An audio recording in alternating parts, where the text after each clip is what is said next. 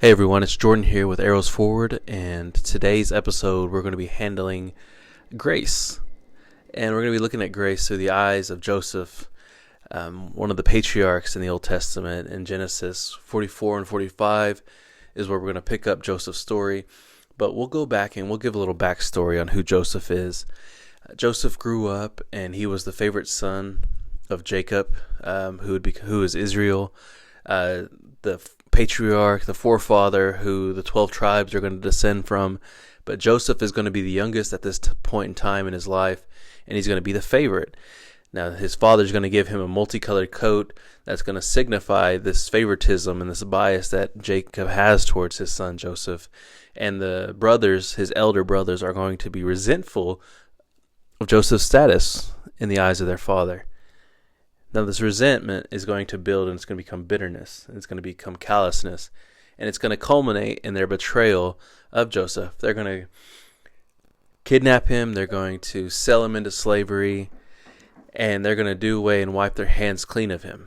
Now, Joseph gets sold into slavery, and he gets sold down to Egypt, and as he's in Egypt, God continues to watch over him, have his hand upon Joseph, and so even throughout his stint in Egypt, we're going to see that God continually stayed with Joseph. And Joseph continually kept his eyes on God. Now, circumstances that Joseph faces, betrayal, injustice, imprisonment in Egypt, to a regular person, those types of things would cause a bitterness or a callousness to grow in their hearts.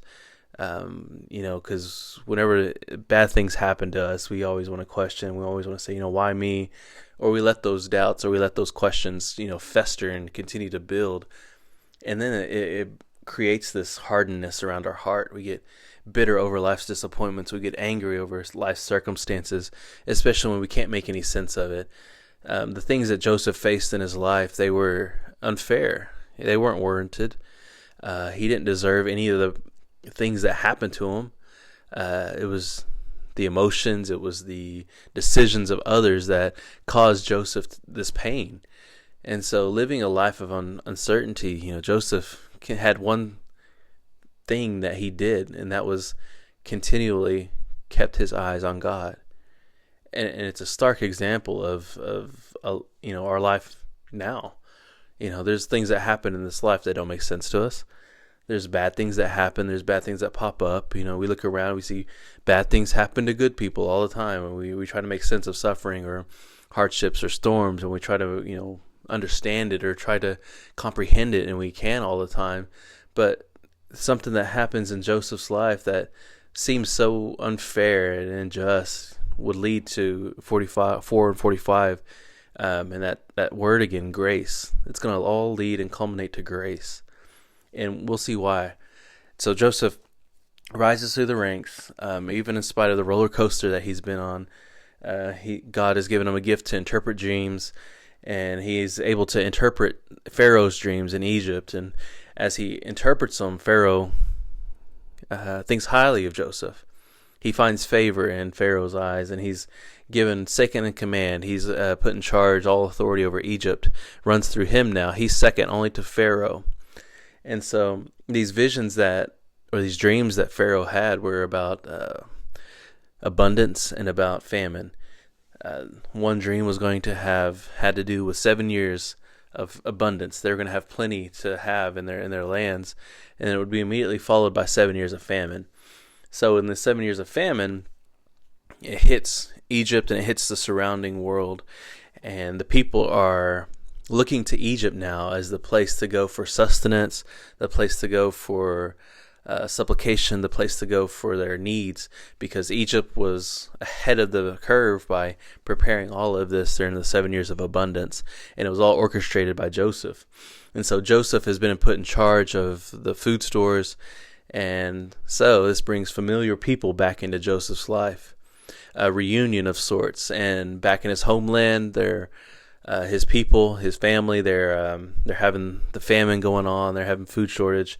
So Jacob sends his sons to Egypt to go and get food for their people so that they would survive and they would make it and they wouldn't starve to death. So they get to Egypt, And as they get to Egypt, they make their way to Joseph. And they don't recognize Joseph. At this point in time, they think Joseph's dead. They think he's gone, that he passed away, that he was killed. And so they're not thinking anything of it other than they need help. And they're going to this Egyptian for this help, to be saved, essentially, to save their people. They're going to this Egyptian, this foreigner, this stranger.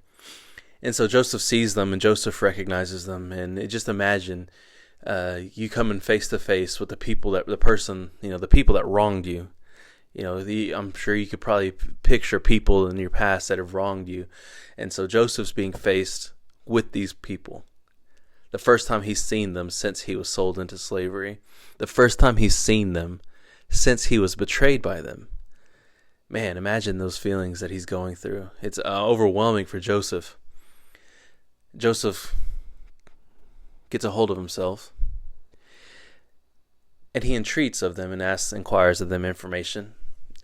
And as he's asking about them, he finds out that he has another brother, that Jacob had another son during all this time that Joseph was in Egypt.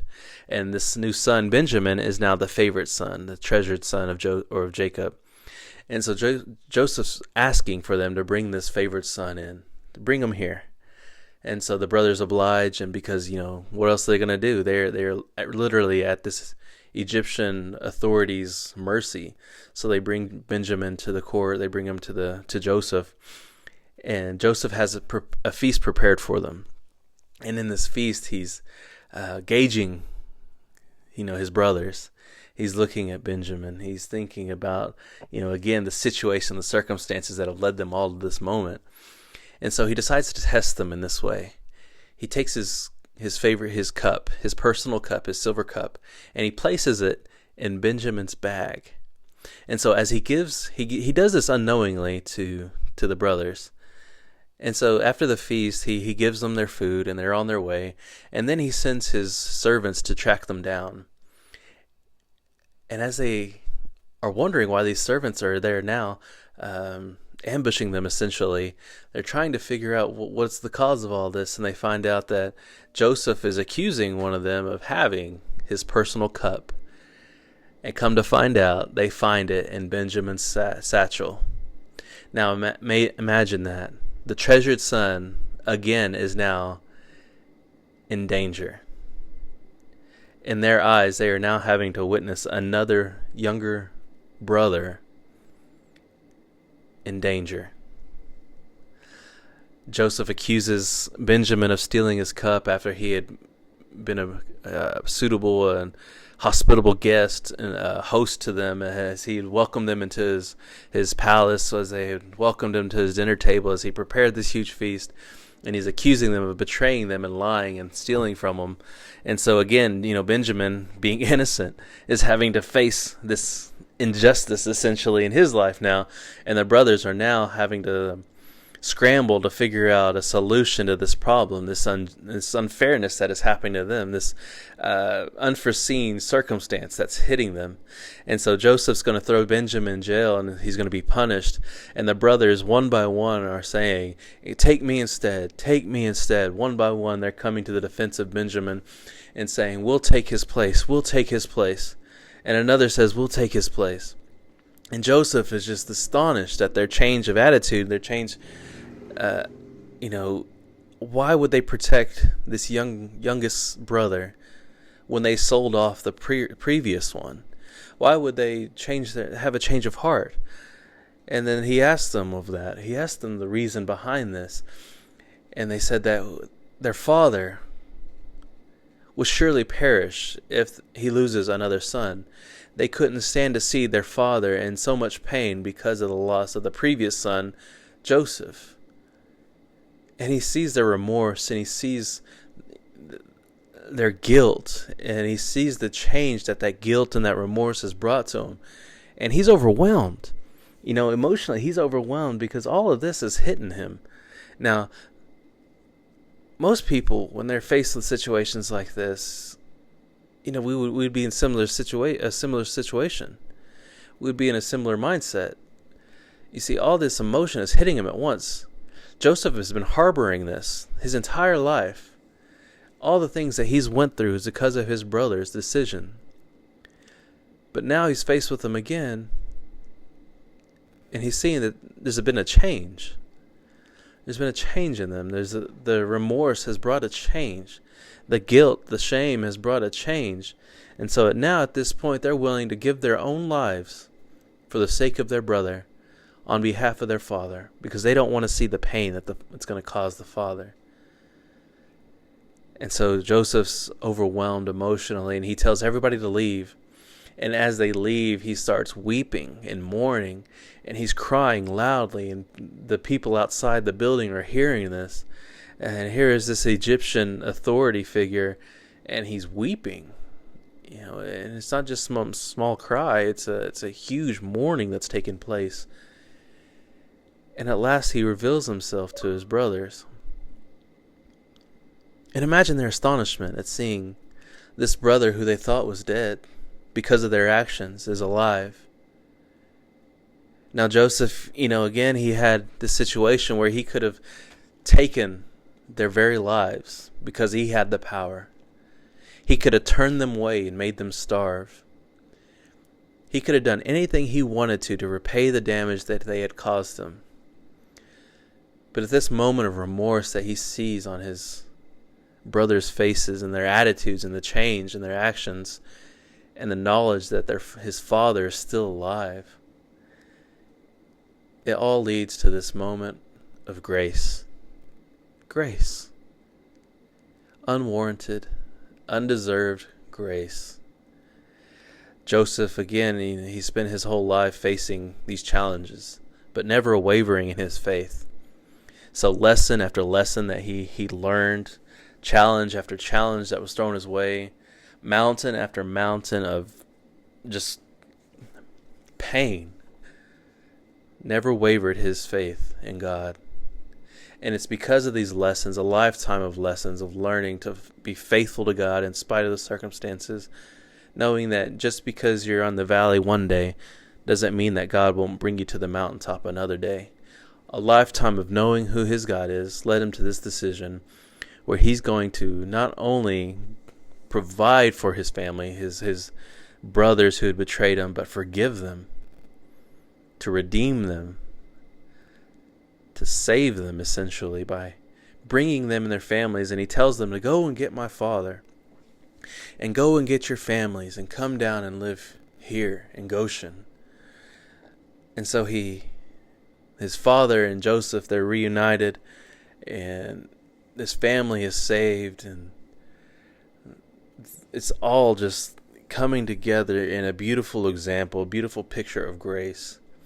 And it culminates with a verse, and I'll paraphrase that verse, but Joseph is essentially telling them what man meant for evil, God meant for good. Talking about the orchestration, the orchestra that had happened, all the things that happened in his life were divinely orchestrated by God to achieve this outcome, to be able to save his people. If Joseph wouldn't have been sold into slavery, there would not be a chance for Joseph to become in this position of power in Egypt. Without this position of power in Egypt, he wouldn't have the authority nor power to save his people.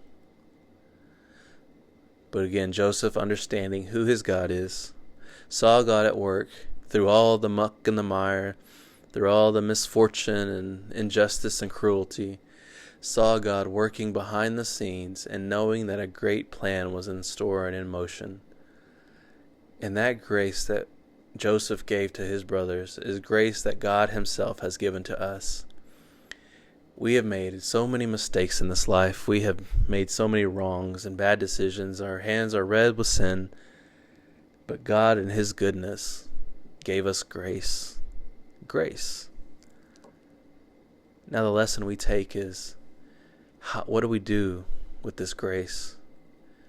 God has given us this grace so that we may learn to love and to have fellowship with him.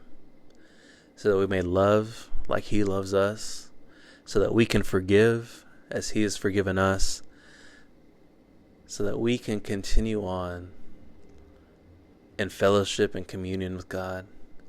The grace that God has given to us to this day isn't so that we can continue on staying bitter over life's unfairness or holding grudges against those who have wronged us in the past. But the grace God has given us is an example of what we need to do now to mend bridges, to fix relationships, to heal old wounds. Grace so that we can give grace to others, so that we can let people know, in spite of so much chaos in this world, that God is still on high, that God still has all the power, that God still sits on his throne, and that God has made a way and orchestrated events. Even though we don't understand them at the time, you look back and you can see God moving and working in your life. Grace. Now, I'm sure during this time you can probably think of many people in your life that need grace. And I challenge you this, after you get through listening to this, I challenge you to go and give grace where grace is due. Even though they don't deserve it, even though it's unfair and they may have wronged you, even though they may have caused you so much pain, God gave us grace under the same, if not more, circumstances. Because God has forgiven us. Who are we to withhold forgiveness from others? Well, thank you for listening in. And again, give grace. Grace. A beautiful word. Amazing grace. How sweet the sound that saved a wretch like me. Well, thanks for tuning in.